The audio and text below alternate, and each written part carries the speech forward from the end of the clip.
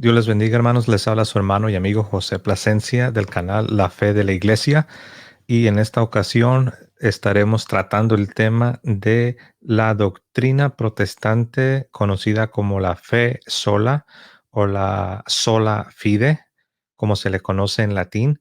Estaremos viendo qué es lo que enseñó la Iglesia cuando en el Concilio de Trento se mostró la invalidez y el error de semejante doctrina que fue acuñada y desarrollada por Martín Lutero, ex sacerdote católico, la cual afectó a muchas personas, ya que esta herejía creció no solamente al punto de ser creída por los luteranos propiamente hablando, sino por muchos otros grupos que salieron precisamente de este movimiento iniciado por la Revolución Protestante de Martín Lutero.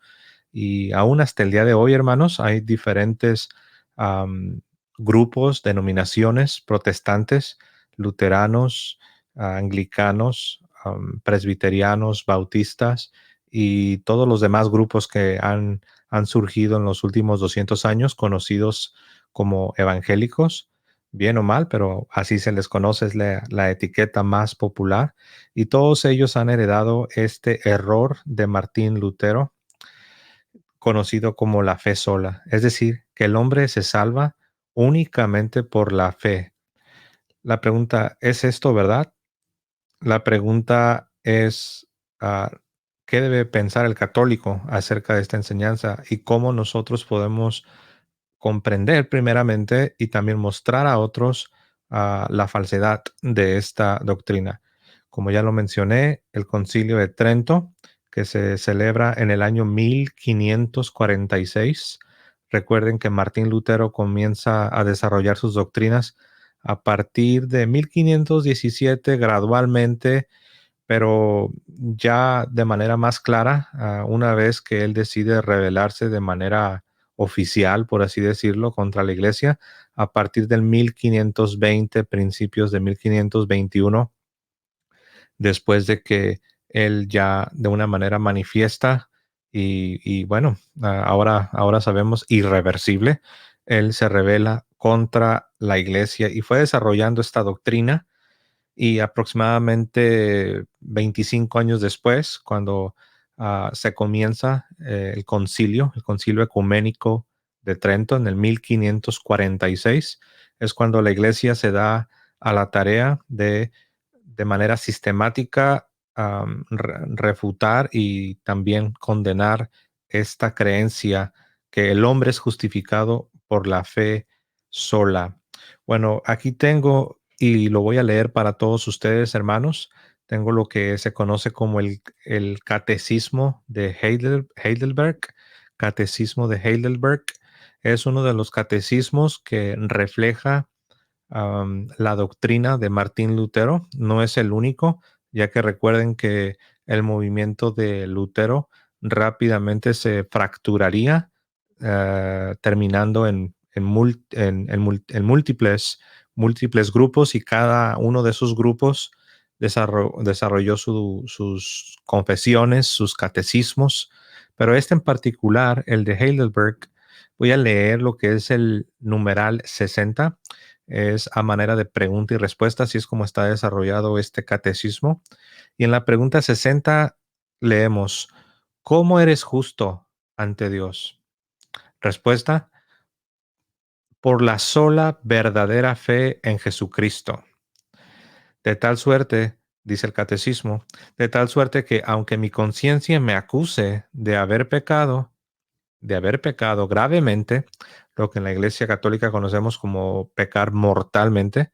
Pero vean lo que dice este catecismo: aunque mi conciencia me acuse de haber pecado gravemente contra todos los mandamientos de Dios, no habiendo guardado jamás ninguno de ellos, y estando siempre inclinado a todo mal. Aquí hago un paréntesis, aquí se ve lo que se conoce como la doctrina de la depravación total. Es decir, que el hombre está totalmente depravado, que el hombre está en una condición donde ni siquiera puede responder a la gracia divina, donde ni siquiera puede responder a los requerimientos divinos. Entonces, esta es una doctrina también protestante. Los católicos no creemos en la doctrina de la depravación total, no creemos que el hombre está en esa condición como lo vemos aquí. Pero bueno, continúo leyendo el numeral 60 del Catecismo de Heidelberg. Dice el Catecismo: aunque mi conciencia me acuse de haber pecado gravemente contra todos los mandamientos de Dios, no habiendo guardado jamás ninguno de ellos, y estando siempre inclinado a todo mal, sin merecimiento alguno, solo por su gracia, Dios me imputa, y aquí noten la palabra me imputa, otra vez aquí ya vemos el reflejo de la doctrina o la teología de Lutero. La Biblia dice que somos transformados, de modo que si alguno está en Cristo, nueva criatura es, las cosas viejas pasaron, y aquí todas son hechas nuevas. Pero Lutero decía que no era una transformación, sino era una imputación, como una especie de un casco o una burbuja en la cual somos introducidos. Y nosotros seguimos siendo pecadores, pero el casco o la burbuja, lo que nos rodea, eso es lo que es la justicia de Cristo, y eso es lo único que ve Dios. Ya Dios no te ve a ti, ya Dios no ve tu pecado. Y esto es peligroso, obviamente, ¿no? Pero continúo leyendo.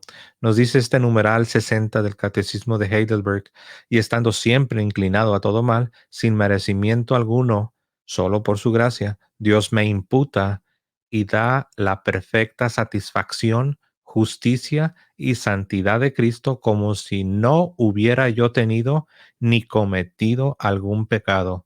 Antes bien, como si yo mismo hubiera cumplido aquella obediencia que Cristo cumplió por mí, con tal que yo abrace estas gracias y beneficios con verdadera fe.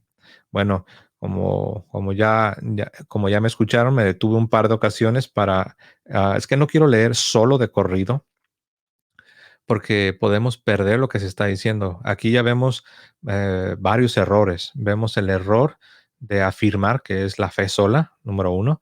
Vemos el error de la doctrina de la depravación total, es decir, que el hombre no puede hacer nada, que el hombre está totalmente en esta depravación. Y también aquí nosotros vimos cómo se habla de una imputación, es decir, de una justicia que nos cubre, nos rodea. Por eso usé el ejemplo de una burbuja o de un casco, de un frasco, de algo que te rodea. Y tú, como creyente, según esta teología luterana, eres introducido a esta burbuja. Te es colocado este escudo que te rodea por todas partes. Y este escudo, como ellos lo explican, es la justicia divina. Aquí el error consiste en decir que tú como creyente sigues siendo el mismo pecador que fuiste antes, que no hay nada que tú puedas hacer, que todas tus buenas obras que puedas llevar a cabo no son meritorias en ningún sentido, que de hecho no puedes hacer buenas obras, enseñan ellos, dicen ellos, y todos estos son errores. Pero quise comenzar con esta definición para que se vea y quede claro que no es mi propia definición, no es lo que yo me imagino que ellos creen o lo que yo quiero decirles que ellos creen, sino leerlo directamente del numeral 60 del Catecismo de Heidelberg. Ahora, aún aquellos grupos modernos, aquellos grupos de reciente creación, ellos pudieran decir, no, pero nosotros no aceptamos el catecismo de Heidelberg, ¿no? Ese es un catecismo de los protestantes, nosotros no somos luteranos, nosotros no somos de esta denominación. Bueno, ya saben, eso es una de las tácticas que algunos grupos modernos utilizan sin darse cuenta que aunque no tengan ellos este catecismo o no se hagan llamar luteranos, sí están profundamente impactados por esa teología de Martín Lutero. Um, Muy bien. Ahora voy a leerles lo que el Concilio de Trento, recuerden, cuando hablamos del Concilio de Trento debemos remontarnos a partir del año 1546. Vamos a viajar al 1546, cuando se celebra el Concilio Ecuménico de Trento, que condena esta doctrina luterana, esta noción de Martín Lutero. Y les voy a leer los decretos o los cánones. Son declaraciones cortas que tienen como propósito señalar de manera aguda un error y condenarlo. Es decir, una idea, una doctrina que no debe ser aceptada y debe ser rechazada del todo. Voy a leer lo que dice los cánones sobre la justificación. Recuerden, hermanos, cuando hablamos de la justificación, estamos hablando de cómo podemos ser salvos, cómo cuando parta de esta vida, yo puedo heredar la vida eterna. Esto es muy importante. No se trata de algo insignificante o de algo, no, esto no es minucia, no son pequeños detalles, no son especulaciones y reflexiones teológicas que solo a los filósofos les debe importar. Esto tiene un impacto profundo en el destino eterno de las almas, pero también tener la teología correcta de acuerdo a la iglesia es muy importante, porque la teología es lo que una de dos, o nos va a transformar, la teología correcta te va a transformar, o la teología errónea, como lo es la protestante, te va a deformar. O como alguien dijo, la teología correcta te forma, la teología incorrecta te deforma. Y voy a leer lo que nos dice el canon sobre la justificación del Concilio de Trento, año 1546. Muy bien, bueno, en ese año inicia. Recuerden que este concilio estuvo en sesión por casi 20 años. Muy bien, pero bueno, leo el canon número 1. Si alguno dijere que el hombre puede justificarse delante de Dios por sus obras que se realizan por las fuerzas de la humana naturaleza o por la doctrina de la ley, sin la gracia divina por Cristo Jesús, sea anatema. Ahora, esto es muy importante. Aquí todavía no se está condenando la doctrina de Lutero, pero es importante que ustedes y yo veamos y recordemos que la iglesia nunca ha creído que los seres humanos se salvan por sus propios esfuerzos. La iglesia condena en el canon número 1 sobre la justificación la idea de que el hombre por sus propias fuerzas, por sus poderes naturales, por así decirlo, se pueda justificar o pueda alcanzar la gracia. No son nuestras fuerzas, no son nuestros esfuerzos, no son nuestras obras humanas aparte de la gracia de Dios. Si alguien cree eso, eso es un error, es algo que la iglesia condena. Y aquí hay algo que debemos prestar mucha atención. A menudo vamos a escuchar que los protestantes van a afirmar y van a decir que nosotros los católicos creemos esto que la iglesia condena en el canon número 1 sobre la justificación en el Concilio de Trento. Ellos creen o se imaginan que nosotros los católicos creemos que por nuestros esfuerzos humanos, por nuestras propias fuerzas, aparte de la gracia de Dios, nos vamos a salvar. Y eso es falso, tan falso como que la misma iglesia católica en el canon número 1, en el canon número 1 sobre la justificación del Concilio de Trento, lo condena. Como decimos, de entrada condena tajantemente esa idea de que los hombres nos podemos salvar por nosotros mismos, por nuestras fuerzas humanas. Una vez más, lo voy a leer, hermanos. Canon número 1. Si alguno dijere que el hombre puede justificarse delante de Dios por sus obras que se realizan por las fuerzas de la humana naturaleza, o por la doctrina de la ley, esos serían los judaizantes, que decían que guardando estrictamente la ley te podías justificar, te podías salvar. También eso lo condena la iglesia. Sin la gracia divina por Cristo Jesús, sea anatema. Canon número 1 del Concilio de Trento. Y ahora continúo con el canon número 2. Lo voy a leer para todos ustedes, hermanos. Si alguno dijere que la gracia divina que se da por medio de Cristo Jesús, solo a fin de que el hombre pueda más fácilmente vivir justamente y merecer la vida eterna, como si una y otra cosa las pudiera por medio del libre albedrío, sin la gracia, si bien con trabajo y dificultad, sea anatema. Otra idea que la iglesia condena. También algunas veces los protestantes van a afirmar que nosotros creemos esto. Van a decir, ellos se imaginan, hermanos, que nosotros pensamos o creemos que solo necesitamos la gracia de Dios para que nos haga las cosas más fáciles, que solo necesitamos la gracia divina para, como una herramienta, como un suplemento, y ya lo demás lo hacemos nosotros, como si se tratase de 50% la gracia y 50% nuestros esfuerzos humanos. Eso también es algo que la iglesia condena en el canon número 2. Sin embargo, ¿cuántas veces no hemos escuchado a los protestantes afirmando con toda liberalidad que nosotros creemos eso?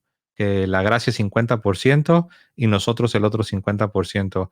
Y hay dos grupos, ¿no? De protestantes. Yo he escuchado de los dos grupos. Unos de los que dicen que nosotros creemos que nos salvamos por esfuerzos humanos.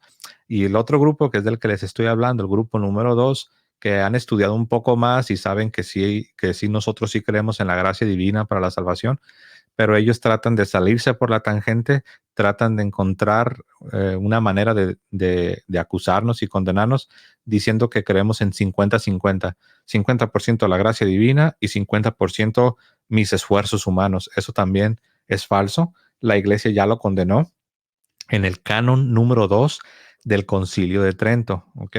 Ahora continúo con el canon número 3. Canon número 3.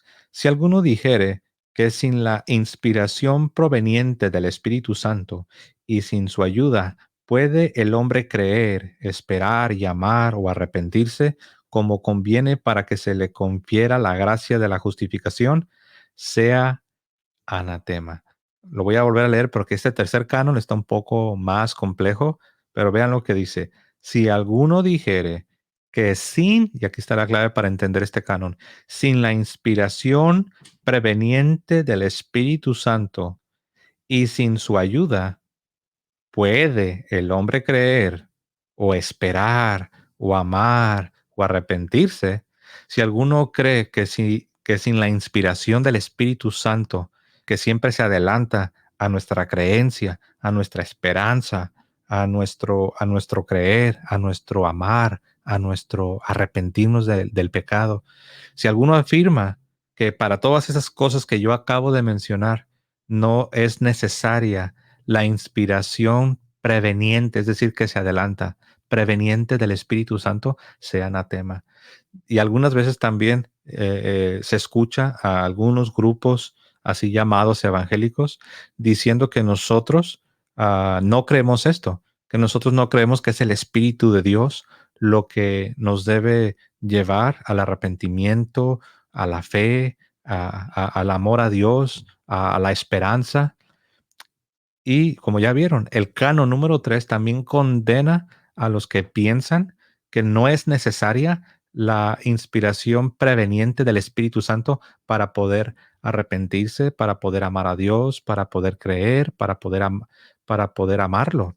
Eh, Nada más, lo que estamos haciendo ahorita es despejar todas estas ideas falsas que la iglesia ya condenó en el Concilio de Trento, pero que tristemente muchos por ignorancia, porque lo voy a decir, todos estos cánones que yo estoy leyendo son muy pocos y muy contados los protestantes que los han leído.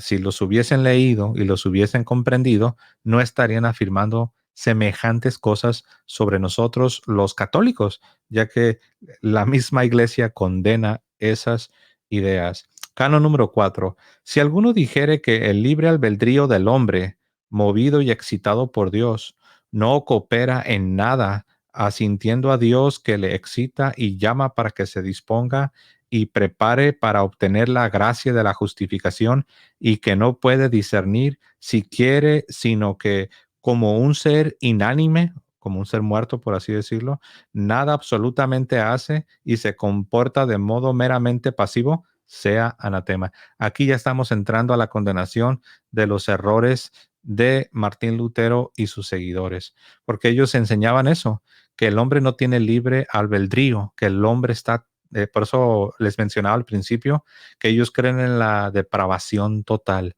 Ellos creen que el hombre está muerto de tal forma que ni siquiera tiene que ejercer su libre albedrío, no es necesario que ellos ni siquiera creen que somos libres para, ya sea para escoger, para responder a la gracia de Dios o para rechazarla.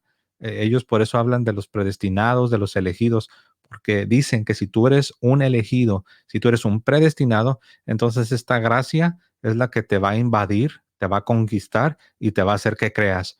Pero ellos dicen que no es tu, que no necesitas o que no ejerces el libre albedrío, porque dicen que estás muerto, no tienes libre albedrío.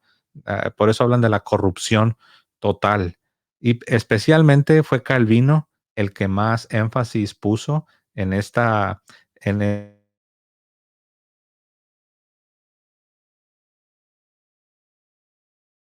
albedrío, y ha sido Martín Lutero quien lo comienza, pero el que lo lleva a su extremo es Juan Calvino, ¿no? De ahí viene el calvinismo. Muy bien, continúo con el canon número 5. Si alguno dijere que el libre albedrío del hombre se perdió y extinguió después del pecado de Adán, o que es cosa de solo título, o más bien título sin cosa, invención, en fin, introducida por Satanás en la iglesia, es anatema. Aquí ya de manera más clara se está condenando la idea de los que afirman que el hombre no tiene libre albedrío, que el hombre no puede escoger, que el hombre no es libre, el hombre está muerto. Ahora recuerden que la Biblia, la Sagrada Escritura, sí habla de una muerte espiritual, pero una cosa es lo que la Sagrada Escritura dice sobre la muerte espiritual, es decir, sobre que el hombre que está en pecado sin Cristo está separado de Dios y está en un estado de muerte. ¿Ok? Esa es una cosa, pero la doctrina de los protestantes de la depravación total es una cosa distinta. Ellos, cuando hablan de que estás muerto, dicen que no tienes ni siquiera libre albedrío. Dicen que no hay nada que tú puedas hacer. Es como que todas tus facultades están, como dice aquí el canon, de modo pasivo, no hay nada que tú puedas hacer, es como que todo lo hace Dios. Y ese es un error que aquí la iglesia está condenando, porque eres tú como individuo el que necesita responder si tienes un libre albedrío. Si eres responsable, un día cuando estés delante del trono de Dios vas a dar cuentas. Y cuando si a una persona se le condena, si una persona es condenada, esa persona verdaderamente es condenada sobre la base de que es responsable y sobre la base de que rechazó la gracia divina, rechazó la luz de la revelación.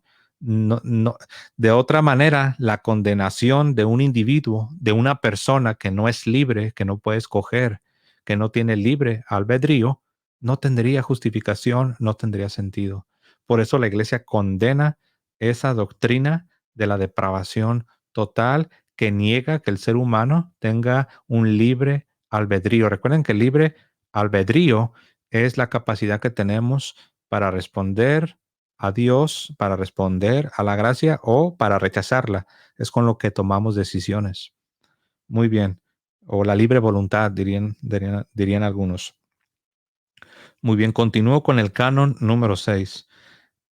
Si alguno dijere que no es facultad del hombre hacer malos sus propios caminos, sino que es Dios el que obra así las malas como las buenas obras, no solo permisivamente, sino propiamente y por sí, hasta el punto de ser propia obra suya, no menos la traición de Judas que la vocación de Pablo sea anatema.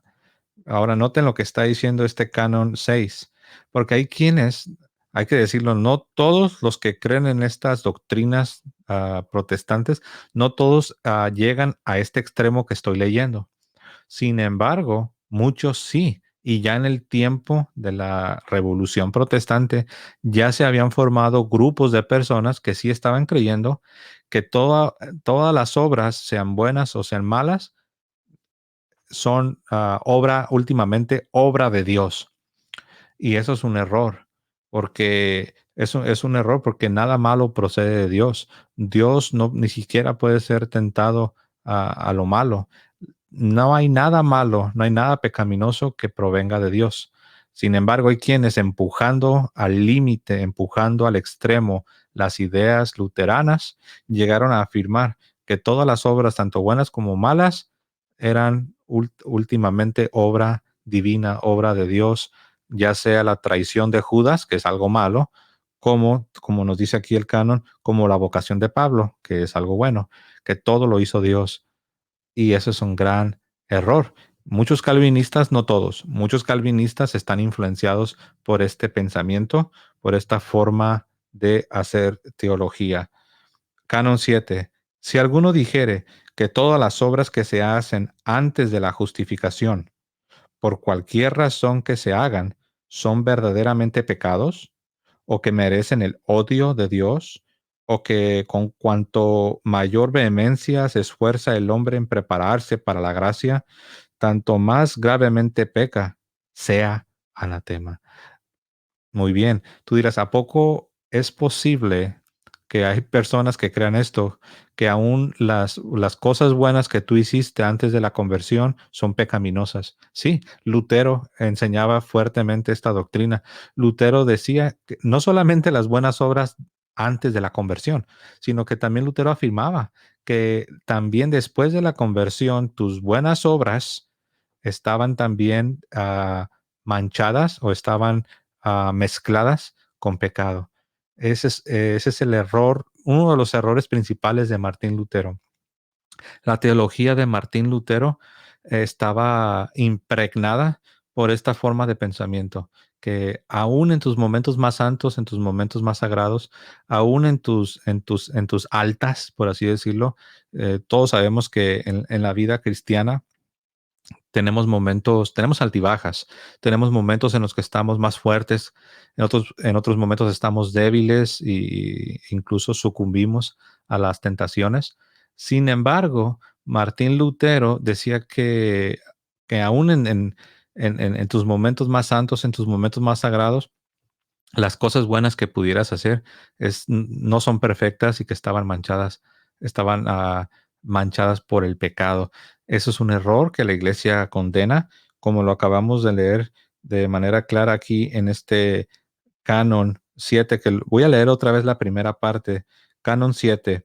Si alguno dijere que todas las obras que se hacen antes de la justificación, o sea, antes de que recibas la adopción como hijo de Dios, se entiende en el caso de los que se convierten ya de una edad avanzada.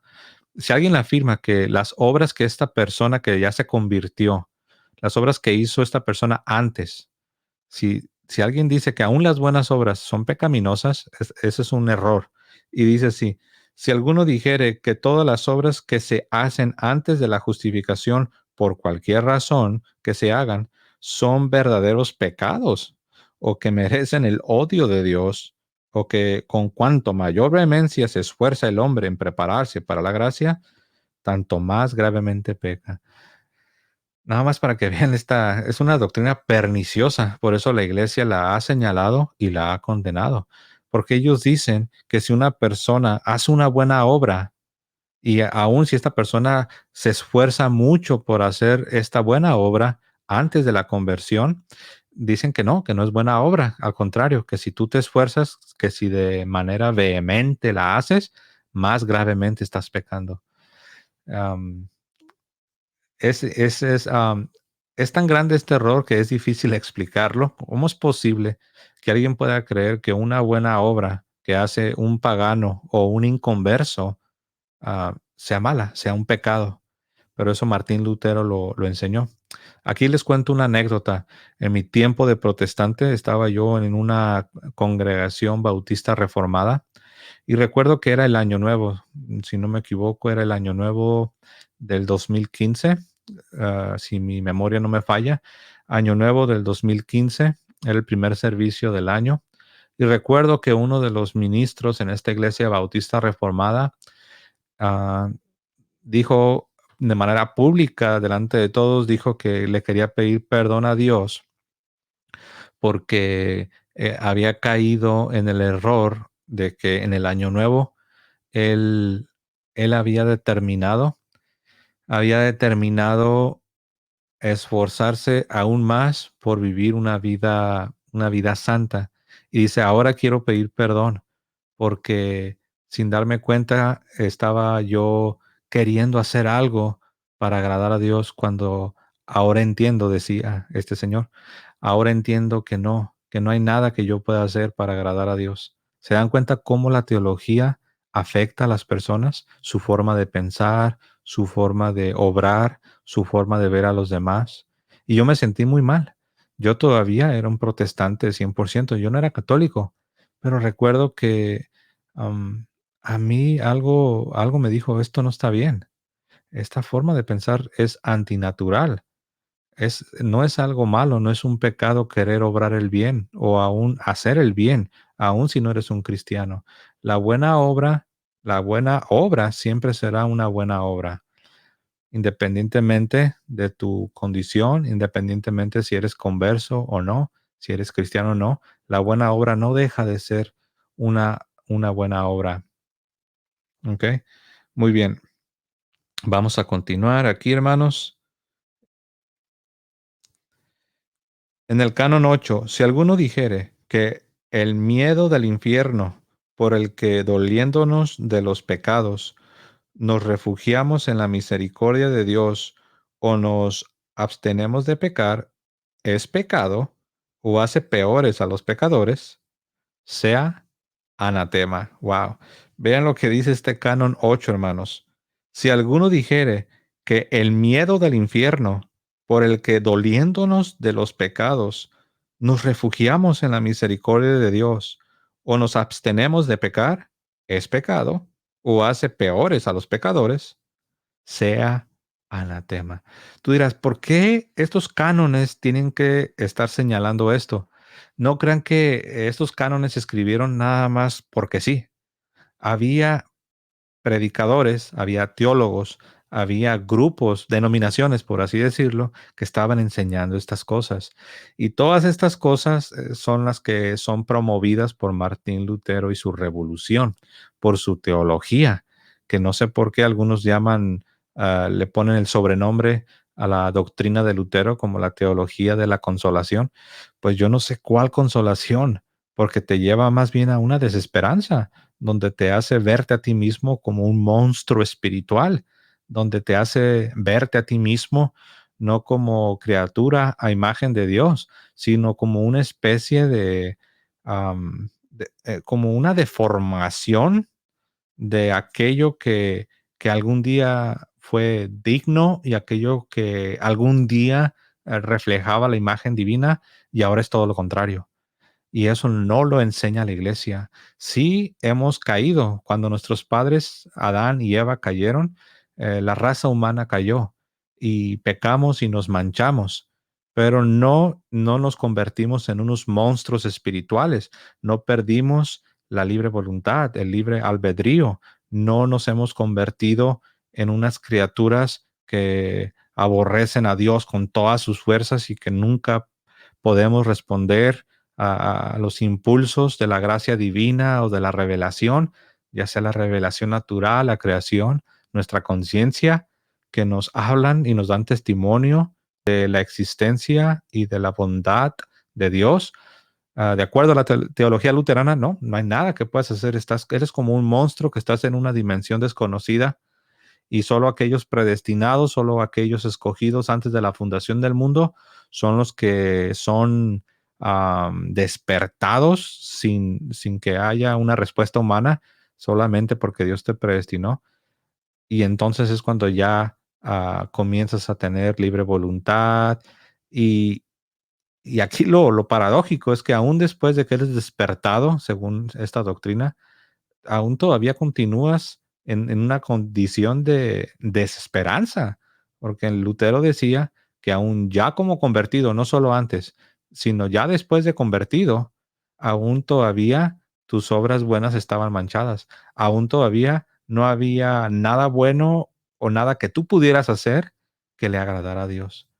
Por eso este ministro, este predicador de esta iglesia bautista reformada estaba pidiendo perdón, porque en el año nuevo se había propuesto esforzarse más por agradar a Dios y cuando se acordó de la teología reformada, pues ahora ya estaba pidiendo perdón, porque dijo, pido perdón porque yo sé que no hay nada que yo pueda hacer que pueda agradar a Dios. Es un mal entendimiento, es un torcimiento de la doctrina. Es cierto, todo es por gracia. La iglesia lo enseña. La iglesia enseña que la gracia de Dios siempre antecede a todo lo que podamos hacer. Es por gracia y es por la obra perfecta, por la obra completa de Cristo Jesús. Sin embargo, por lo mismo que es la obra completa y es la obra perfecta de Cristo, eso nos transforma en una nueva creación, en una nueva criatura, en hijos de Dios.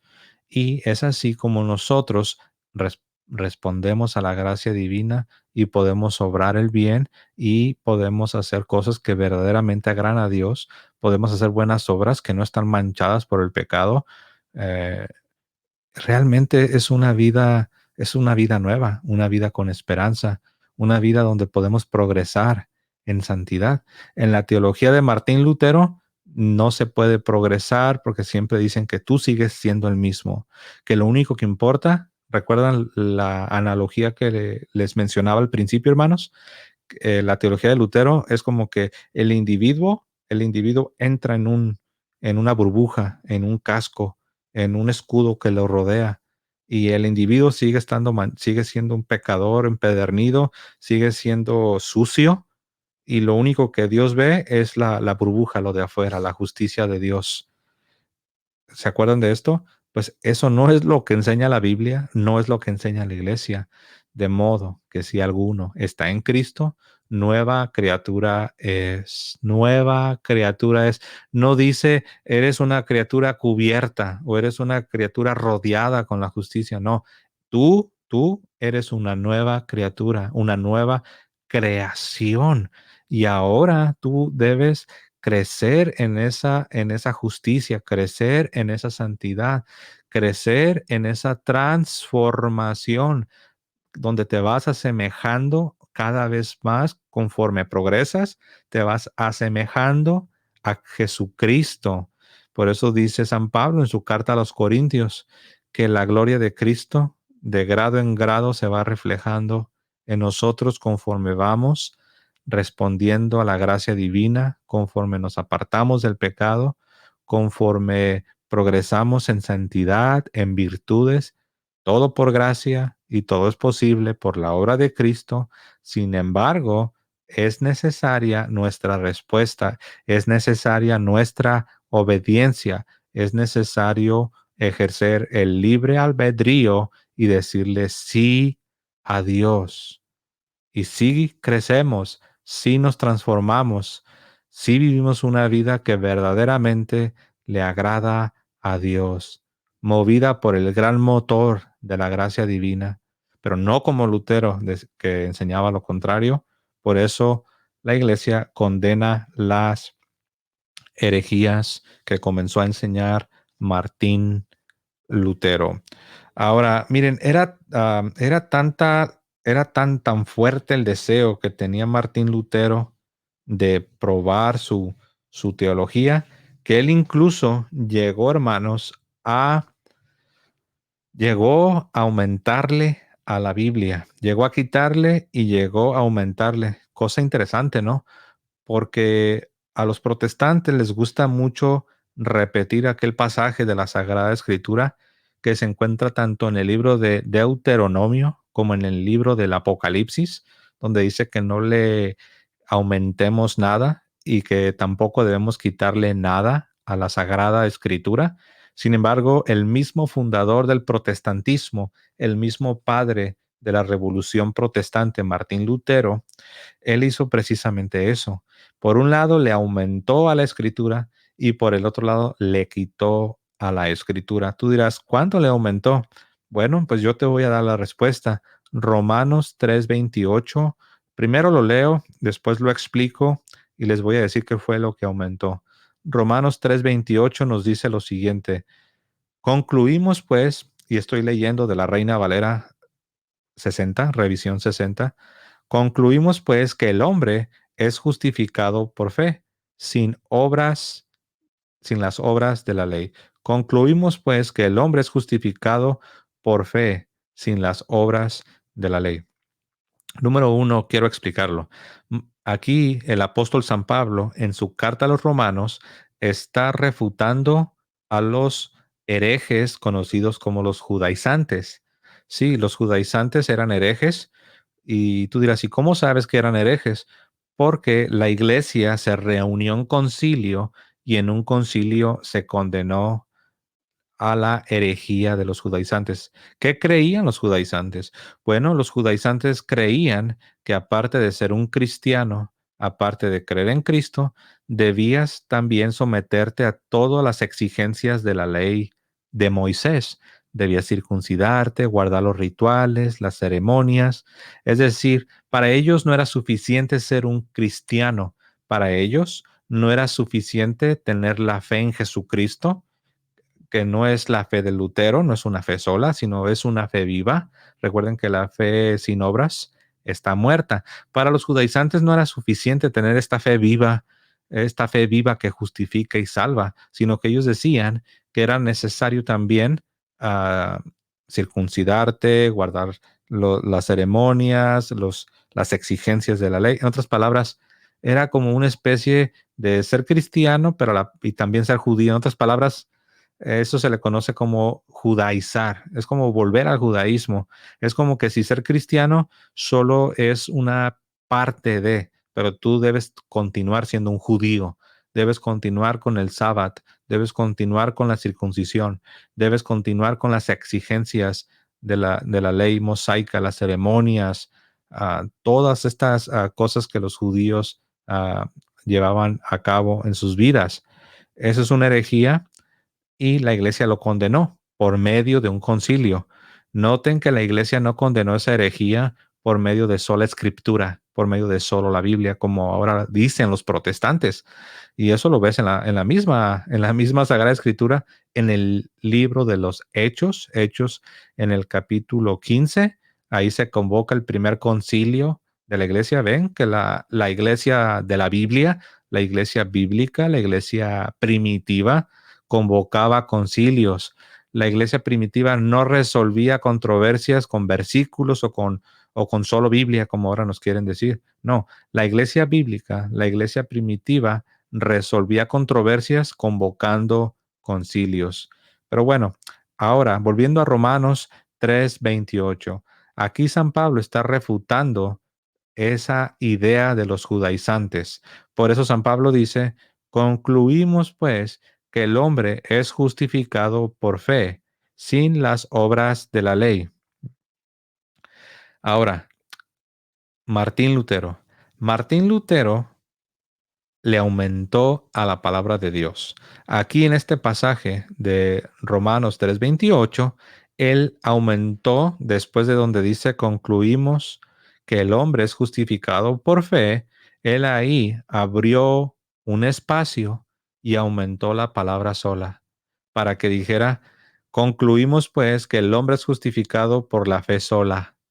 ¿Se acuerdan que yo les había mencionado que Lutero tiene esta doctrina, que muchos la creen el día de hoy, que se conoce como la fe sola, la sola fide?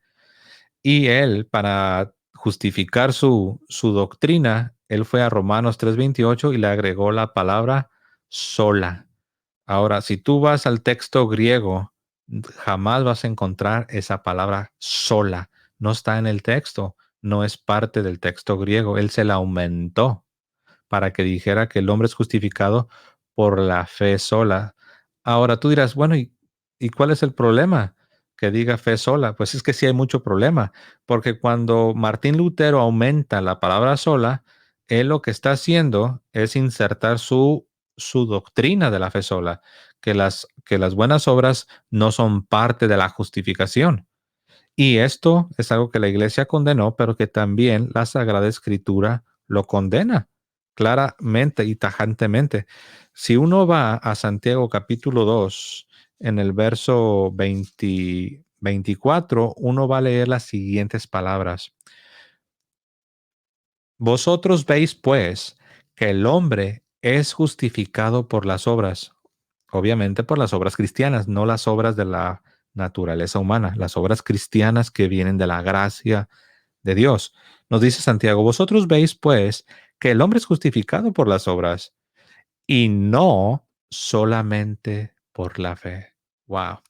El mismo Santiago está refutando no a San Pablo, como algunos protestantes quieren decir. Algunos protestantes dicen que Santiago contradice a Pablo. Y yo respondo, no. Santiago no está contradiciendo a Pablo en Romanos 3:28. Santiago está contradiciendo a Lutero. Él está refutando a Lutero. Lutero hablaba de fe sola. San Pablo en Romanos 3:28, como ya lo leímos, él no habla de fe sola. Él habla de fe. ¿Cuál fe? La fe viva. Porque recuerden que la fe sin obras está muerta. Y la fe verdadera, la fe que salva, la fe que justifica, la fe de Cristo, la fe de Dios, la fe cristiana, es una fe con obras. Por eso Santiago lo dice con mucha naturalidad. Lo leo, Santiago 2:24. Vosotros veis pues que el hombre es justificado por las obras, paréntesis, cristianas, de la gracia de Dios, no obras naturales o obras paganas, no, obras cristianas. Vosotros veis, pues, que el hombre es justificado por las obras y no solamente por la fe. En otras traducciones dice, y no por la fe sola, que eso es exactamente lo que Martín Lutero propone.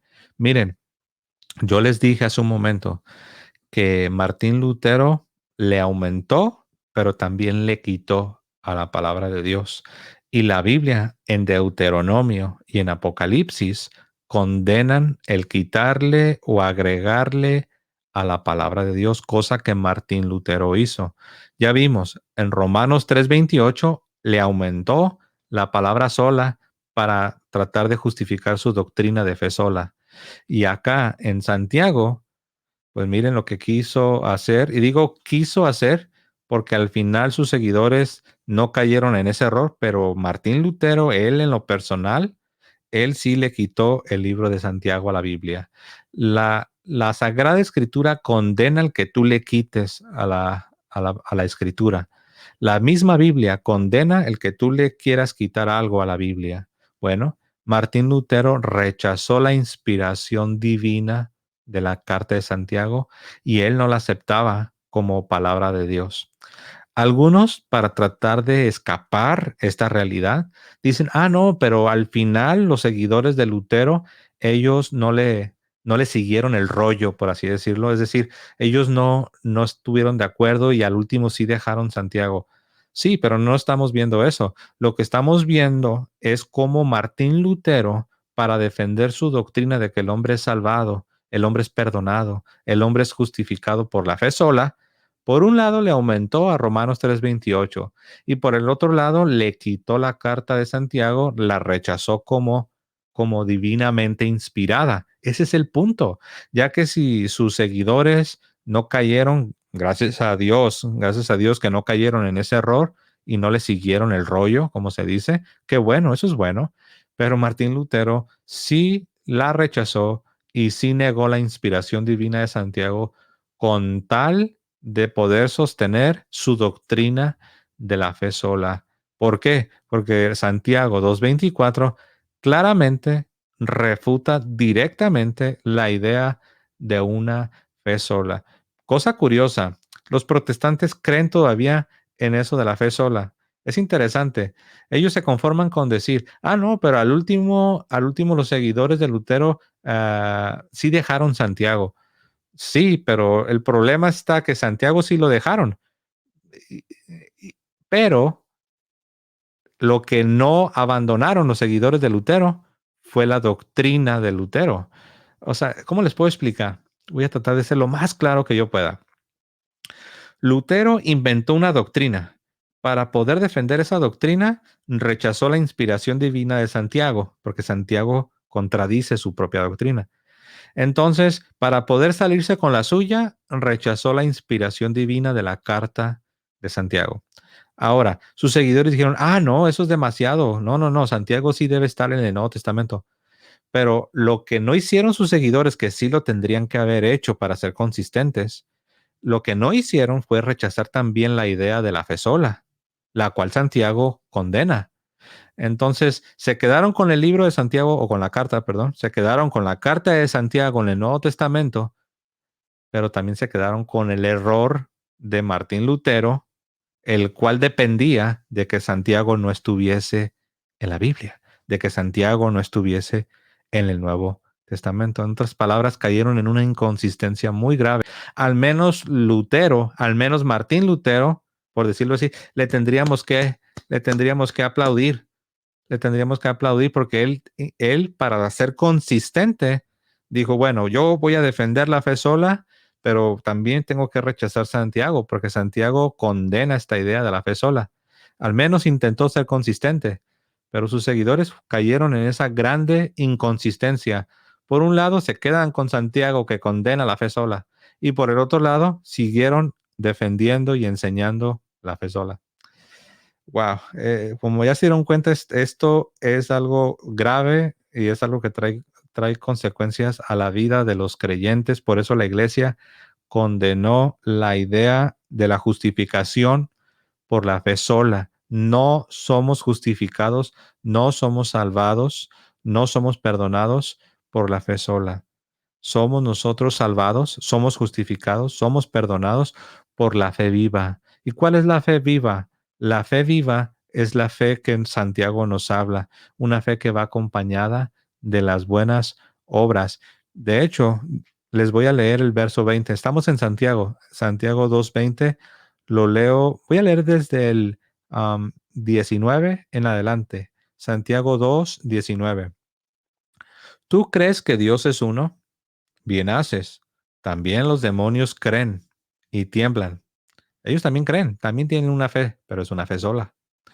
Verso 20. Mas quieres saber, hombre vano, que la fe sin las obras está muerta. Verso 21. ¿No fue justificado por las obras Abraham nuestro padre cuando ofreció a su hijo Isaac sobre el altar? Verso 22. ¿No ves que la fe actuó juntamente, la fe actuó juntamente? Es una fe con obras, no es una fe sola. Dice, verso 22, ¿no ves que la fe actuó juntamente con sus obras y que la fe se perfeccionó? A ver.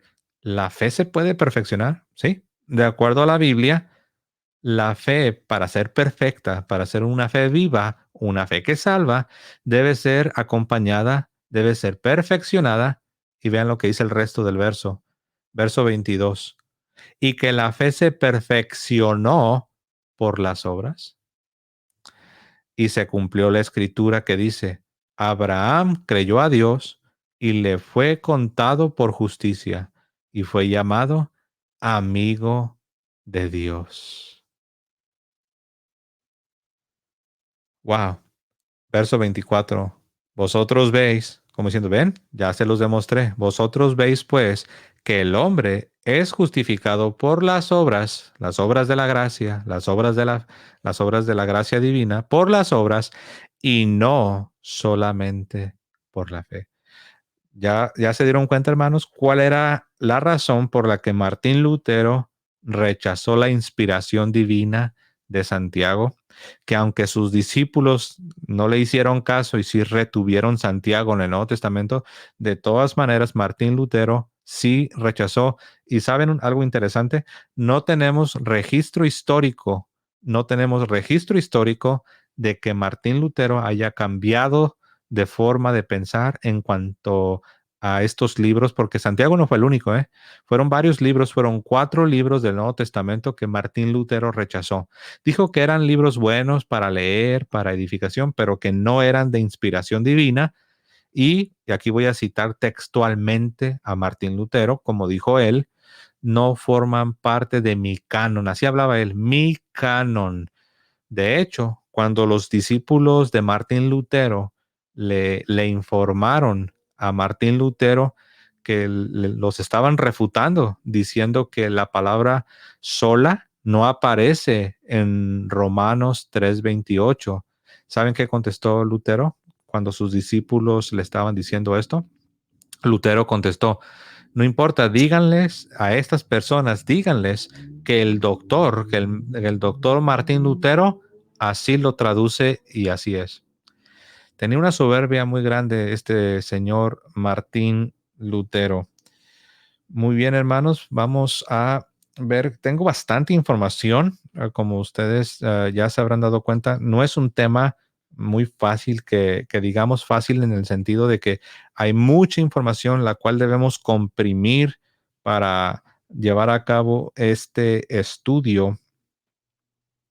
Tengo, por ejemplo, aquí la enseñanza de Martín Lutero en cuanto a la fe sola rompe con la enseñanza de la iglesia por 1500 años. La enseñanza que la iglesia había sostenido y defendido por 1500 años, esta enseñanza Martín Lutero la hizo a un lado con tal de enseñar su propia interpretación. Obviamente, como ya lo vimos, esta doctrina no aparece en la Biblia, no aparece en la Sagrada Escritura, está ausente. Ya vimos que por un lado a Romanos 3:28 le aumentó y luego a Santiago pues la quitó, él negó la inspiración de Santiago. El canon de Martín Lutero no es un canon de 66 libros. El canon de Martín Lutero, y esto muy pocos lo saben, pero ustedes lo pueden encontrar, no tomen mi palabra. Busquen en internet, pónganle canon de Martín Lutero. Hay más información en inglés que en español sobre este tema, pero si tú le pones ahí Canon of Luther, o sea, el canon de Lutero, lo vas a encontrar. Él solo aceptó 62 libros. Cada vez que un protestante te quiera venir a hablar de sus doctrinas luteranas, tú le puedes recordar, mira, para empezar, el canon de Lutero no es de 66, el canon de Lutero es de 62 libros. Muy pocos lo saben, pero eso es algo que está en la historia y podemos tener acceso ahora gracias al Internet. Muy bien. La doctrina de la fe sola niega que la justificación sea un proceso tal y como la Sagrada Escritura lo enseña claramente. Ese es otro problema. La doctrina de la fe sola, la doctrina de Martín Lutero, niega que la justificación, que la salvación del hombre sea un proceso. Ellos dicen que no, que es un instante, algo que ocurre una sola vez y para siempre en el pasado, cuando fue el inicio de tu conversión y ya, eres justificado. La Biblia, la Sagrada Escritura no enseña tal cosa, la Iglesia no enseña tal cosa. La justificación, la salvación de los hombres es un proceso. Por eso vas a encontrar versículos en la Biblia que se van a referir a la salvación tanto en tiempo pasado, vas a encontrar otros versículos que se van a referir a la salvación en tiempo presente y vas a encontrar otros versículos de la Biblia que van a hablar de la salvación o de la justificación en tiempo futuro. Fuimos salvados, estamos siendo salvados y seremos salvos. Fuimos justificados, estamos siendo justificados y un día seremos justificados. Es un proceso. Si tú interrumpes ese proceso para irte al pecado y no arrepentirte, tú últimamente no serás justificado. Aún así, aún así hayas empezado este proceso, pero tú lo puedes interrumpir diciéndole no a Dios, diciéndole no a la gracia de Dios, diciéndole no al arrepentimiento, diciéndole no al llamado de Dios. La salvación se puede perder. Esa es la razón por la cual la iglesia siempre nos ha hablado del pecado mortal y la iglesia nos ha enseñado de que obviamente la salvación, la justificación, la puedes perder. Puedes entrar en pecado mortal y estar fuera de la gracia de Dios. Y eso es peligroso, muy peligroso. Por eso la iglesia condenó las ideas, las doctrinas novedosas de Martín Lutero. La enseñanza de la Biblia con respecto a la necesidad de las buenas obras en el proceso de la justificación. Recuerden, cuando la iglesia, cuando la Biblia habla de la necesidad de las buenas obras en este proceso de salvación, la iglesia y la Biblia siempre enseñan que estas buenas obras que sí son necesarias en el proceso vienen gracias al poder de Dios, gracias a la gracia divina, gracias a que el Espíritu Santo nos inspira de manera preveniente. ¿Se fijan cómo es la obra de Dios? como es la gracia de Dios, cómo verdaderamente podemos decir que todo se lo debemos a Dios. Sin embargo, sí somos responsables y sí debemos responder. Aquí es donde entra el misterio. ¿Cómo es posible que por un lado se afirme que todo depende de la gracia de Dios y que la gracia de Dios siempre se adelanta y al mismo tiempo también se afirme que nosotros debemos responder, que nosotros podemos decir sí o decir no? ¿Cómo es posible que digamos que somos responsables y que podemos también nosotros perder la salvación? Las dos cosas son verdad. Es la gracia de Dios se adelanta, pero también es verdad que eres responsable y tú debes responder a esa gracia de Dios. Las dos, aquí hay un elemento de misterio. Sin embargo, la iglesia sostiene las dos cosas porque las dos cosas las podemos ver en la Sagrada Escritura, las podemos ver en la tradición de los apóstoles, la tradición sagrada, la tradición apostólica, y por eso la iglesia enseña las dos cosas. La iglesia no rechaza ninguna de las dos cosas como sí lo hizo Martín Lutero.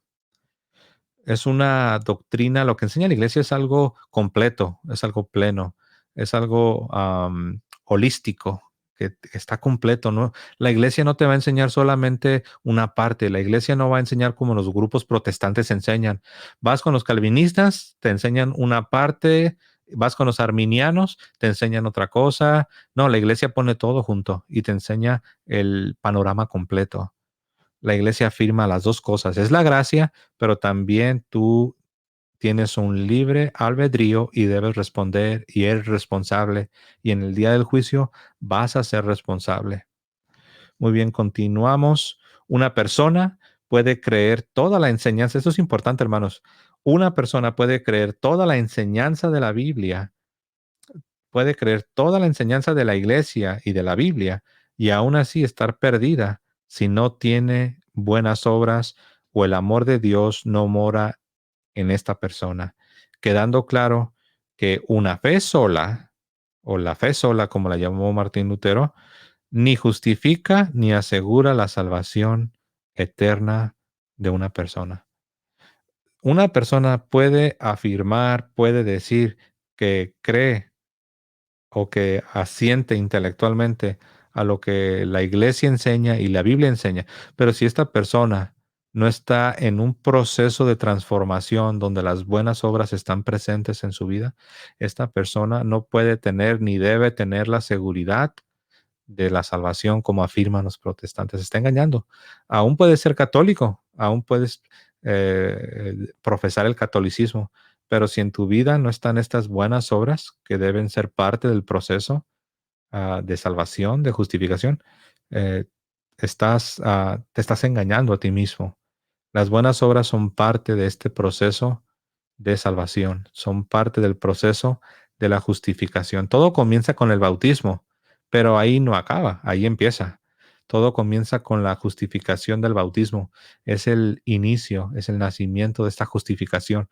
Pero esta justificación debe ser incrementada, debe crecer como la aurora del día, que va en aumento hasta que el día es perfecto. Así también nuestras vidas deben ir en aumento, creciendo. Y si caemos, tenemos nosotros el arrepentimiento, tenemos el sacramento de la reconciliación, confesamos nuestros pecados, nos dolemos por nuestros pecados, nos dolemos por haber ofendido a Dios.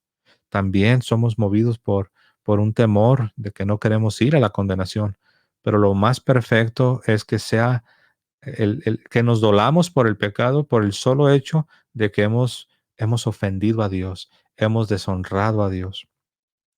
Y todo este proceso, hermanos, incluye las buenas obras que sí son parte de la justificación.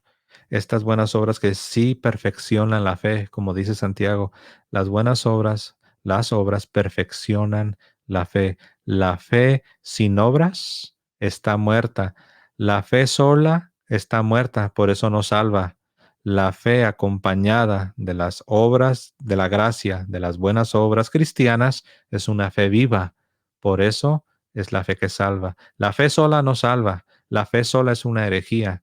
La fe acompañada de buenas obras es una fe viva. Por eso salva. Por eso la iglesia la enseña. Muy bien, tenemos aquí. Bueno, hay muchas cosas, hermanos, que podemos hablar.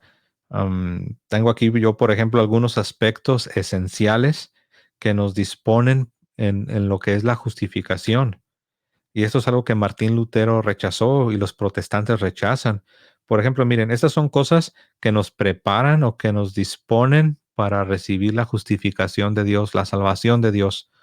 Obviamente no. En el caso de los que pueden comprender, un bebé no puede comprender, pero los que ya están en una edad donde pueden distinguir entre el bien y el mal, estas cosas que voy a mencionar son las que nos disponen, nos preparan, nos colocan en la dirección correcta, por así decirlo, para recibir la justificación, la justicia de Dios. Número uno, el temor a la justicia divina, el temor al juicio de Dios. Eso es algo que te mueve y te prepara para que recibas la salvación. Número dos, esperanza en la misericordia divina. Cuando tú escuchas la proclamación del Evangelio, hay una esperanza que debes tener en que Dios será misericordioso para perdonarte, para salvarte, para, para recibirte. Número tres, el amor. El amor, la caridad. La caridad que es lo que te impulsa a creer, a obrar, a arrepentirte. Número cuatro, la conversión. ¿A qué nos referimos con la conversión? Conversión en el sentido de un volverse. Ahí entra lo que sería la contrición, la penitencia. Martín Lutero lo que hizo fue rechazar la penitencia. Él hablaba de creer como algo que solo aceptas en tu mente. Pero el creer de la Biblia no solo es una confianza, sino el creer de la Biblia es algo holístico, algo pleno, algo completo, algo que envuelve no solo la mente, sino la voluntad y el cuerpo, o sea, todo el ser completo, hermanos, todo lo envuelve. El creer de la Biblia te va a llevar a la acción. El creer de la Biblia es encarnacional, no es algo que es en tu mente abstracto, sino es algo que te hace apartarte, te hace soltar lo malo, soltar el pecado, te hace obrar, te hace ir delante de Dios, ir ante el ministro de Cristo, abrir la boca, confesar tu pecado, acusarte, es realmente dar la espalda a lo malo para volverte a Cristo con todas tus fuerzas. Y no es solo una idea, no es solo un sentimiento intelectual. Todo esto te prepara, todo esto te dispone para que verdaderamente estés en gracia, para que verdaderamente recibas la justificación. Y todas estas cosas Martín Lutero las rechazó, dijo que todo esto no era necesario, que lo único que era necesario era la fe sola. Y por último, número 5, también las buenas obras. Las buenas obras, en este caso, podemos pensar en las obras de misericordia, como lo podemos ver allá en Santiago 2.17. En Santiago 2.17 lo leo. Así también, la fe, si no tiene obras, es muerta en sí misma. Todos estos aspectos, temor al juicio divino, esperanza en la misericordia divina, el amor, la caridad, la conversión, el dolernos por el pecado y el bien obrar, las buenas obras, todas estas cosas te preparan, te disponen para entrar en estado de gracia, para recibir la justificación y no la fe sola, como enseñaba Martín Lutero. Todas estas cosas las podemos ver en los ejemplos de adultos o personas ya conscientes que podían distinguir entre el bien y el mal. Lo podemos ver en la predicación de los apóstoles en las Sagradas Escrituras. Vemos esta contrición, vemos este temor del juicio, vemos esta esperanza en la misericordia de Dios, vemos una conversión, vemos un bien obrar. Me viene a la mente Zaqueo. ¿Se acuerdan de la historia de Zaqueo? Zaqueo, bájate de ahí, o sea, del árbol, este hombre de baja estatura que se subió a un árbol para poder contemplar a Cristo. Y el Señor lo ve y le dice, Zaqueo, bájate de ahí, porque este día voy a ir a tu casa, he decidido ir a tu casa. Era un publicano, era un pecador, un hombre de mala fama, pero le llegó el día, le llegó la hora y vemos como que este hombre cuando estaba escuchando, este hombre tuvo un temor al juicio divino, tuvo una esperanza en la misericordia de Dios, y este hombre tiene una conversión, es decir, un apartarse, y tiene buenas obras. Él mismo dijo, repartiré mis bienes entre los pobres, y si he robado, lo voy a pagar con creces, con intereses. Todas estas cosas lo prepararon. ¿Y qué le dijo el Señor Jesucristo? Hoy ha llegado la salvación a esta casa, porque este hombre es también descendiente de Abraham. Y San Pablo enseñó que los que estamos en Cristo también somos descendientes de Abraham. Eso está en Gálatas 3:16, que los que están en Cristo somos, en nosotros se cumplen las promesas hechas a Abraham. Somos los verdaderos hijos de Abraham, los cristianos, el nuevo Israel, el nuevo pueblo de Dios, la iglesia de Dios, los que por fe están en Cristo, están en la iglesia de Cristo. Hay muchas cosas más, hermanos. Am, Quiero leerles esta nota que creo que es importante. Todas estas cosas que acabo de mencionar que nos disponen y nos preparan para recibir la justificación, la salvación, todas estas cosas no solo son evidencias, no solo son pruebas o expresiones de la justificación, sino que todas estas cosas que acabo de mencionar, hermanos, claramente se describen como causas que nos disponen a la justificación. Es decir, si esto no está en nosotros, hermanos, si no hay un temor de Dios, si no hay un temor al juicio divino, si no hay una esperanza en que vamos a recibir la misericordia de Dios, si no somos movidos por amor a Dios, si no hay dolor por el pecado, si no hay un bien obrar, no hay entonces justificación, no hay salvación, no hay recepción del perdón divino. Todas estas cosas nos preparan y todo esto lo enseña la iglesia. Lo enseñó de manera clara la iglesia cuando se reunió en concilio y condenó las ideas de Martín Lutero, y también lo sigue enseñando el día de hoy. Todas estas cosas nos preparan, hermanos. Recuerden que todo eso tiene una aplicación para los que ya podemos distinguir entre el bien y el mal. Obviamente los hijos de los cristianos no están en esa posición, por eso ellos reciben el bautismo y sí son adoptados y sí nacen de nuevo y sí reciben la gracia y sí entran a formar parte del pueblo de Dios. Ellos no son paganos. Los hijos de los cristianos no son paganos. Las familias cristianas no son familias donde los bebés son paganos y ya los más grandes ya son cristianos. No es así. Eso no era verdad en el Antiguo Testamento y no es verdad en el Nuevo Testamento. En el Antiguo Testamento los hijos de los creyentes, los hijos de los judíos eran también parte de la alianza, de la antigua alianza. Y ahora también los hijos de los cristianos por el bautismo también son parte de la nueva alianza, parte del pueblo de Dios. No son paganos, son cristianos. Claro, conforme van creciendo, nosotros debemos enseñarles para que tengan fe y cuando entren a la edad donde puedan discernir entre el bien y el mal, puedan ahora sí, como enseña la iglesia en el catecismo, con bautismo y fe, verdaderamente perseverar en la gracia de Dios. Si ellos van creciendo y no tienen fe, porque o no les enseñamos, o ellos mismos son desobedientes, entonces están dejando de alcanzar la gracia divina. Muy bien, continúo. San Pablo no dice que la fe sola, San Pablo no dice que la fe sola nos justifica, sino una fe que obra por el amor. Gálatas 5:6. Lo voy a repetir una vez más.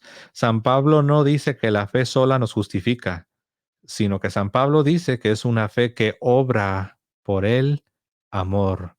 Gálatas 5:6. Y como ya lo mencioné anteriormente, Santiago nos dice que la fe sola está muerta. La fe sin obras está muerta. Bueno, hermanos, hay muchas cosas más que se me han escapado que pude haber dicho. Obviamente, por cuestión del tiempo, no las puedo abarcar todas. Hay algunos versículos. De hecho, me voy a despedir leyéndoles estos versículos yo creo que sería bueno. Miren nada más las palabras de nuestro Señor Jesucristo. Les voy a leer lo que Jesucristo dijo, cómo el mismo Señor Jesucristo refuta la doctrina luterana de la fe sola. Les leo a todos ustedes. Voy a comenzar con esta que está aquí en Mateo 7, San Mateo capítulo 7, el verso 21, palabras del Señor Jesucristo. No todo el que me dice Señor, Señor, entrará en el reino de los cielos, sino el que hace, ahí entran las obras, sino el que hace la voluntad de mi Padre que está en los cielos. Ahora les voy a leer Mateo, capítulo 20. Permítame un momentito. Bueno, aquí mismo, antes de irme, miren, les leí el 21, pero les voy a leer el 23. Y entonces les declararé, nunca os conocí, apartaos de mí, hacedores de maldad. Verso 24. Cualquiera pues que me oye estas palabras y las hace, le compararé a un hombre prudente que edificó su casa sobre la roca. Pero noten que dice, el que oye mis palabras y las hace, no solamente es un asentimiento en tu mente, sino que la fe verdadera, la fe viva, no es una fe sola. La fe verdadera, la fe viva, la fe que salva, es una fe que oye, asiente, recibe, pero hace, obra. Es una fe con obras. Por eso Santiago lo dice claramente, que la fe sola está muerta y que el hombre es justificado por fe y obras y no por la fe solamente. Miren, un pasaje más. Voy a leerles ahora en Lucas, Lucas 9:23. Lo leo para todos ustedes. Y estoy leyendo de la Reina Valera porque este es un tema apologético y aún con la misma Biblia de ellos les estamos mostrando la invalidez y la falsedad de la doctrina luterana de la fe sola. Lucas 9:23. Y decía a todos, si alguno quiere venir en pos de mí, niéguese a sí mismo, tome su cruz cada día y sígame. Esa es la vida cristiana, esa es la fe viva, esa es la fe que justifica, la fe que salva, una fe que demanda una entrega total, una negación de uno mismo, tomar la cruz y seguir a Jesucristo cada día. Es decir, la vida de perseverancia en la gracia de Dios. Esa es la justificación, por eso hablamos de un proceso. No es un evento aislado que ocurrió una sola vez hace 20 años. Y ya, soy justificado, una vez salvo, salvo para siempre. No, no es eso lo que la iglesia y la Biblia nos enseñan. Un pasaje más, lo leo para todos ustedes. Aquí mismo en Lucas les voy a leer el capítulo 6 y el verso 46. Lucas 6:46 dice de la siguiente manera, ¿por qué me llamáis Señor, Señor, y no hacéis lo que yo os digo? ¿Por qué me llamáis Señor, Señor, y no hacéis lo que yo os digo? Palabras del Verbo de Dios, la segunda persona de la Santísima Trinidad. Claramente dice que si tú lo llamas Señor, Señor, y dices que ya eres justificado y que la fe es sola, pero si no tienes buenas obras, si no haces la voluntad de Dios, si no haces lo que Él te dice, si no haces, si no tienes obras, si no obras, claramente serás excluido. En el día del juicio final se va a mostrar que lo tuyo no es una fe viva, no es una fe acompañada. Lo tuyo es una fe sola, una fe muerta, una fe sin obras. Y esto debería poner a pensar a cualquier protestante, a cualquier persona que se haya dejado influenciar por esa doctrina falsa, hermanos. Recuerden que estamos mostrando la falsedad de esta doctrina no para atacar a nadie, no para humillar a nadie. Al contrario, estamos mostrando la falsedad de esa doctrina luterana de la fe sola porque queremos ayudar a los protestantes, queremos salvar sus almas. Muy bien, un pasaje más. Les voy a leer ahora en San Juan, San Juan 6, 28 y 29. Lo leo para todos ustedes, hermanos. San Juan 6, 28 y 29. lo leo. Entonces le dijeron, ¿qué debemos hacer para poner en práctica las obras de Dios? Respondió Jesús y les dijo, esta es la obra de Dios, que creáis en el que Él ha enviado. Ahora, debemos creer en Él. Y muchos dicen, ¿ves? Dando a entender que lo único que se necesita es un asentimiento. Creer, solo cree, un asentimiento. Pero eso no es lo que Jesús enseña, porque unos cuantos versículos después, el mismo que dijo que hay que creer, la pregunta es, ok, hay que creer, pero ¿creer qué? Pues miren, debemos creer lo que el enviado de Dios enseñó. Y el enviado de Dios, Jesucristo, el Hijo del Padre, lo que él enseñó, lo encontramos precisamente en el verso, les voy a leer del verso 48 en adelante. Esto es lo que debemos creer. Debemos creerle al que Dios el Padre envió. Debemos creer a las palabras que salieron de la boca de Jesucristo. Verso 48. Yo soy el pan de vida. Vuestros padres comieron el maná en el desierto y murieron. Este es el pan que desciende del cielo, para que el que de él come no muera. Yo soy el pan vivo que descendió del cielo. Si alguno comiere de este pan, vivirá para siempre, y el pan que yo daré es mi carne, la cual yo daré por la vida del mundo. Entonces los judíos contendían entre sí diciendo, ¿cómo puede éste darnos a comer su carne? Ahora, esos que estaban contendiendo ya creían, aquí en sus mentes ya creían en Jesús. Pero lo que no creían era la enseñanza que Jesús les estaba transmitiendo. Estaban teniendo mucha dificultad para aceptar esa enseñanza de comer la carne y beber la sangre, y que Él es el pan y que el pan es la carne que Él iba a dar por la vida del mundo. ¿Les suena familiar? ¿No es acaso lo que enseña la iglesia? Que el pan, la Eucaristía, es el pan, es la misma carne que Jesucristo dio por nosotros. Y Jesús dice que la comas. Y había un grupo de personas que no estuvieron dispuestos a aceptar esa doctrina. Versículo 53. Jesús les dijo a estas personas con esa dificultad. Uno pensaría desde el punto de vista, perdón, protestante, que Jesús les dijo, no, no me malentiendan, es simbólico, no se preocupen, no estén luchando en sus mentes, no estén luchando, no hay nada por lo cual estar batallando. Miren, todo es simbólico. No, vean lo que Jesús les dijo, verso 53, de cierto os digo, que si no coméis la carne del Hijo del Hombre y bebéis su sangre, no tenéis vida en vosotros. El que come mi carne y bebe mi sangre tiene vida eterna, y yo le resucitaré en el día postrero, porque mi carne es verdadera comida y mi sangre es verdadera bebida. El que come mi carne y bebe mi sangre, en mí permanece y yo en él. Como me envió el Padre viviente y yo vivo por el Padre, asimismo el que me come, él también vivirá por mí. Este es el pan que descendió del cielo, no como vuestros padres que comieron el maná y murieron. El que come de este pan vivirá eternamente. Estas cosas dijo en la sinagoga, enseñando en Capernaum. Al oírlas, estas cosas, ¿cuáles cosas? Esto de comer la carne y beber la sangre. Al oírlas, muchos de sus discípulos, noten que ya eran discípulos, ellos ya tenían un asentimiento de, ellos ya creían en Jesús, pero el problema de ellos es que no aceptaban esta doctrina de comer la carne y beber la sangre, y que esa carne y que esa sangre y que ese pan es el sacrificio que él haría.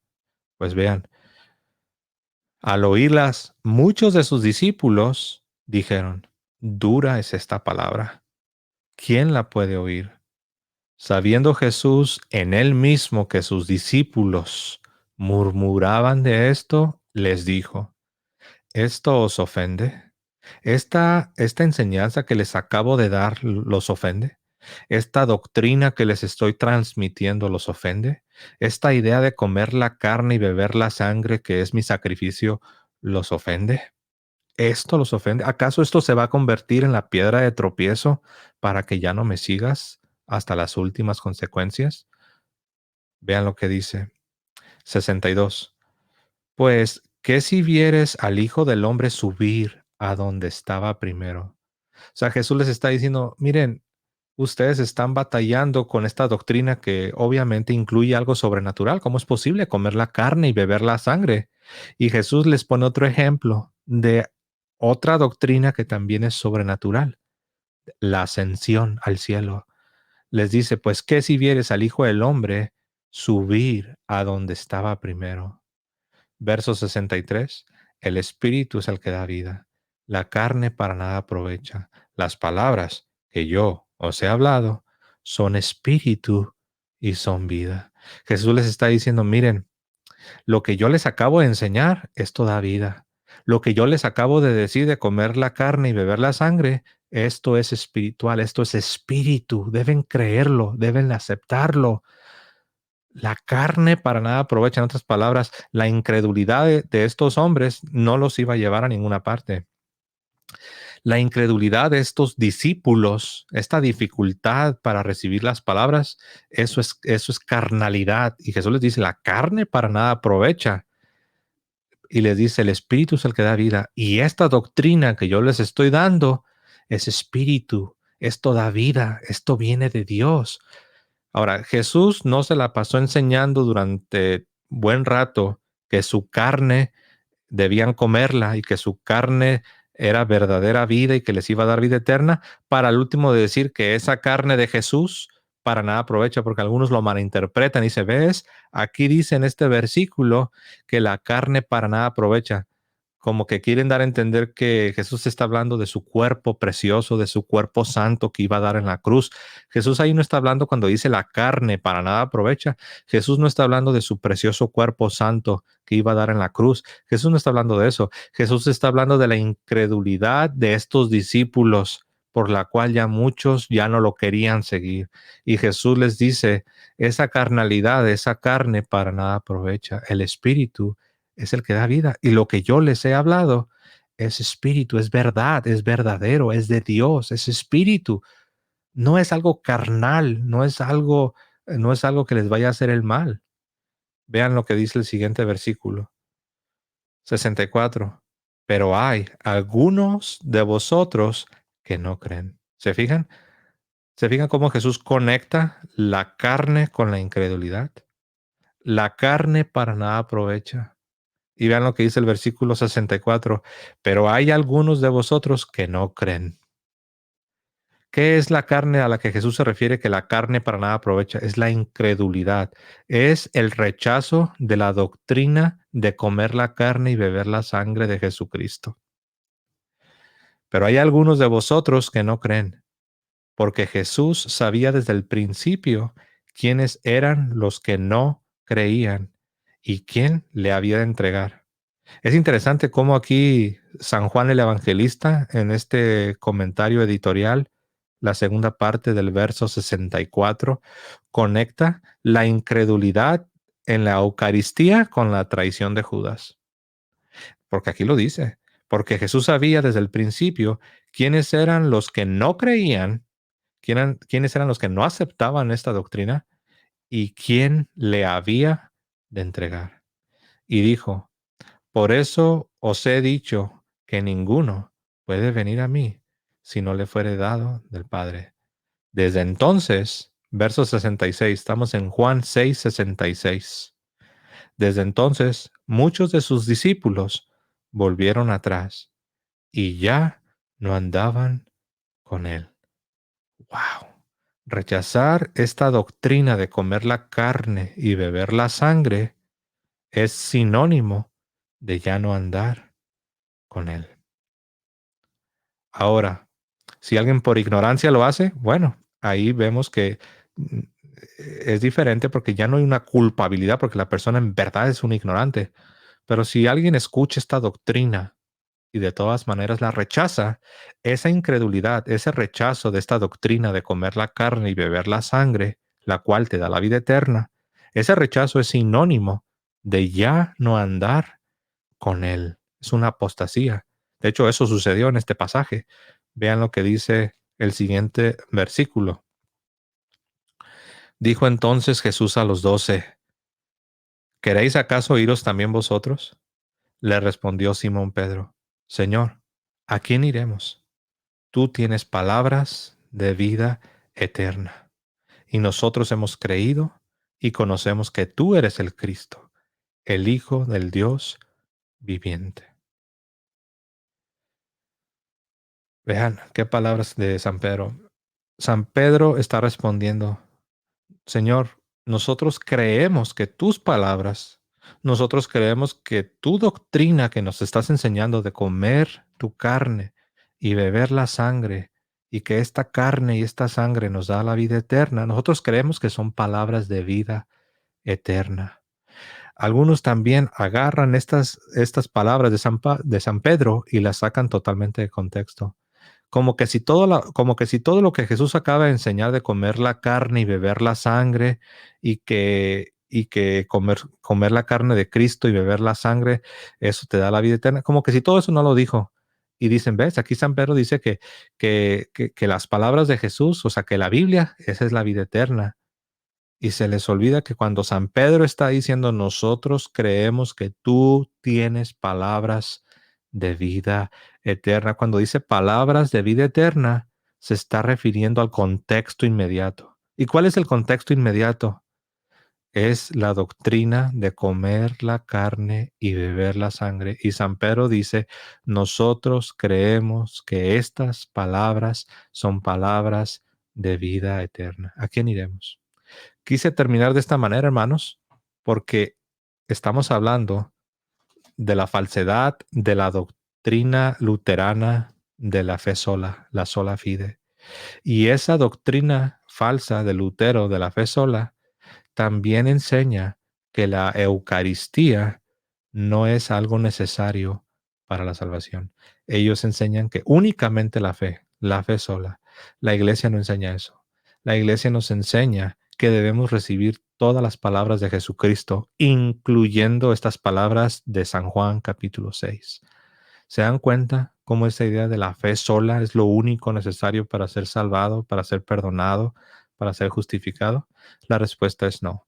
La Iglesia condenó esta idea en el Concilio de Trento, que tuvo inicio en 1546, ya lo leímos. Hay otros cánones que por causa del tiempo no he podido leer, pero la Iglesia condenó la idea de la fe sola. Hermanos, lo voy a dejar aquí. Les pido, por favor, que dejen sus comentarios, denle like y compartan el contenido de este video. Me despido como siempre, hermanos. Que viva Cristo Rey y que viva Santa María siempre Virgen. Hasta luego, hermanos.